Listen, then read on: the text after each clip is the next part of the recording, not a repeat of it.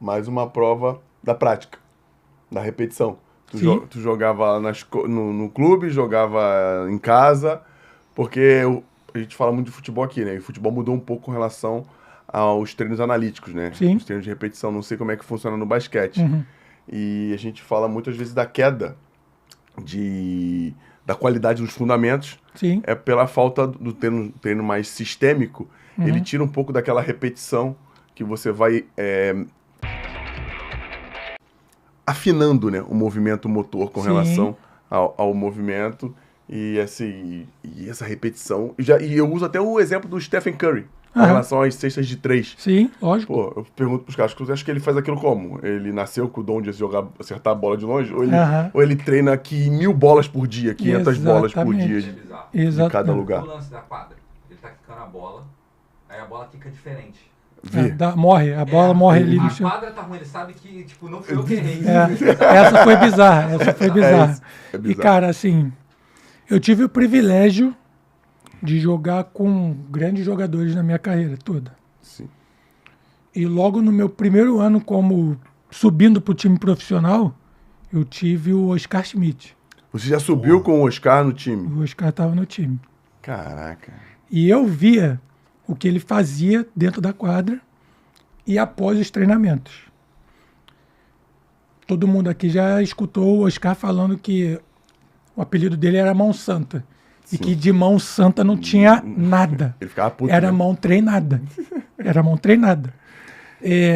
Eu via, e muitas vezes, após os treinamentos, ele ficava lá fazendo os arremessos dele. Ficava lá 30, 40 minutos, 50, 1 hora, acabava o treinamento, ele ia lá e fazia a série de arremesso dele. E isso eu estou falando no meu primeiro ano como profissional, eu tinha 18 anos. Estava lá treinando. E eu, muitas das vezes, pegava o rebote para ele. Porque tinha a questão da hierarquia naquela época ainda. Tá certo, juvenil. Hoje em dia está completamente diferente. No basquete moleque de também? 18 anos está igual o de 40. No basquete também tá assim? Também. Nossa Senhora. Então, e aí naquela época tinha hierarquia. O mais novo, você tinha que ir lá ajudar o mais veterano, ou quem pedisse para você, que fosse mais velho que você, você tinha que estar lá ajudando. Pra galera que tá em casa, só para entender, o Oscar arremessava, a bola caía. E eu tava lá embaixo da cesta para pegar a bola e passar de volta para ele arremessar e eu pegar outro rebote. Esse era o trabalho. O meu trabalho era exatamente esse, pegar o rebote pro Oscar. Algumas vezes a bola espirrava longe, quem tinha que correr lá? Eu. Você. Ia lá, corria, dava vida, corria, passava a bola, ele ia lá arremessar e eu pegava o rebote. Passei muito assim. E no final da minha carreira, eu terminei minha carreira no ano passado, coincidência ou não, eu terminei como o maior reboteiro da história do NBB, mais de 1000 rebotes na frente do segundo colocado. Uma diferença um pouco... Não, é tranquilo, pô. Grande, deve ser tranquilo. Tendo em vista que se você fizer 10 por jogo, é bom pra caralho, 1000 na frente é tranquilo. Então, eu terminei minha carreira com 1000 na frente, assim. E fui conhecido como reboteiro realmente, durante minha carreira toda. Sim. E eu não tenho dúvida alguma que isso aí influenciou bastante pra mim. Porque, cara, assim, o Oscar ficava arremessando a bola. E eu ficava olhando a trajetória da bola e imaginava aonde a bola poderia cair quando ele errava, que era poucas vezes que ele errava. Sim. Mas quando ele errava, eu já me posicionava, aqui na minha cabeça eu já imaginava onde a bola poderia cair e eu, em fração de segundo, tentava me posicionar aonde a bola iria cair. Sim. E aí fez com que eu ficasse já ligado o tempo todo.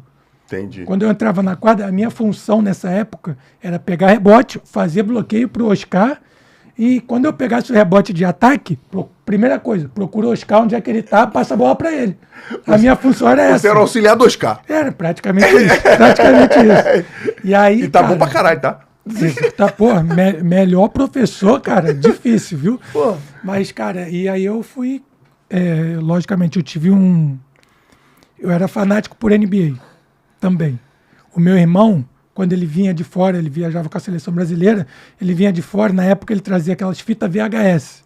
Isso aí. Pô, pra quem não sabe... Os Kikos de casa não vão saber. É. Não é Enzo mais não, é Kiko. É Kiko, né? Porque o Enzo tá ficando magoado, a gente mudou pra Kiko. O Enzo chegou no CD. É isso aí. O Kiko é no VH. Os Kikos de casa eram um negócio desse tamanho assim. Era um videocassete, né? Um aparelho. É um aparelho que Um era aparelho desse tamanho grandão. assim. Você encaixava a fita ali bagulho dentro. assim, você... Encaixava Entendeu? a fita. Não era isso, Anselmo? Exatamente. E- Eu sou da época que eu peguei o videocassete com cabo. O controle remoto era com cabo. Caraca. Com sinal de fumaça. Sharp! Sharp! O Anselmo pegou E puxava o a preço. época do, Não. do ventrículo. VHS. Não é ventrículo que fala? Bonequinho? Bonequinho aqui. Anselmo é Quando dessa época. lançaram o VHS era o preço de um carro. Anselmo é da época do cinema mudo. Não. Eu lembro, você falou cinema mudo, eu lembrei de cinema que eu ia lá, mas não era mudo. Posso falar o cinema que tu ia lá? Coelho da Rocha. Tu não sabe o que rolou antes de tu chegar aqui, filha. Melhor você dar uma olhada. Deixa o convidado falar, gente. Não deixa também. Não, vambora, a resenha tá boa. Aí, falando, né, da fita VHS. Meu irmão trazia e eu ficava vendo as fitas da NBA. Era eu e ele o dia praticamente todo. Quando a gente estava dentro de casa, se não tivesse jogando, um batendo no outro, jogando no corredor lá, na porrada, a gente cara. tava lá na sala da nossa, do nosso apartamento, vendo, assistindo as fitas dos jogos da NBA, os melhores momentos. Naquela época era só, não existia o YouTube, Sim. lógico, era só na fita VHS quando viajava para fora. Ele trazia um monte, a gente ficava passando. E um cara me chamou a atenção, Dennis Rodman, que jogava no... Sabe quem é? Sei, brabo. Na época Nervoso. jogava no Detroit Pistons. Sim. E depois passou a jogar no Chicago Bulls, assim, e era um cara que ele dominava a arte de pegar rebote e de colocar energia dentro da quadra. Ele, ofensivamente, o cara podia fazer 2 pontos e ele pegava 30 rebotes por jogo. O cara era um absurdo. E aí eu comecei a prestar bastante atenção nele, assim, aí eu pesquisei algumas coisas sobre ele e tal. E uma das coisas que ele falou é de, tipo, os caras estavam aquecendo e ele ficava sentado no banco. E o pessoal, ô, você não vai aquecer? O que você está fazendo? Aí ele falava, eu estou olhando a trajetória do arremesso de todo mundo. Quantas rotações a bola dá, aonde que a bola pode cair, se o arremesso tem mais arco e ela vai mais alta, se é mais curta, se bate no bico do aro, se não bate. O cara ficou analisando o arremesso de todo mundo.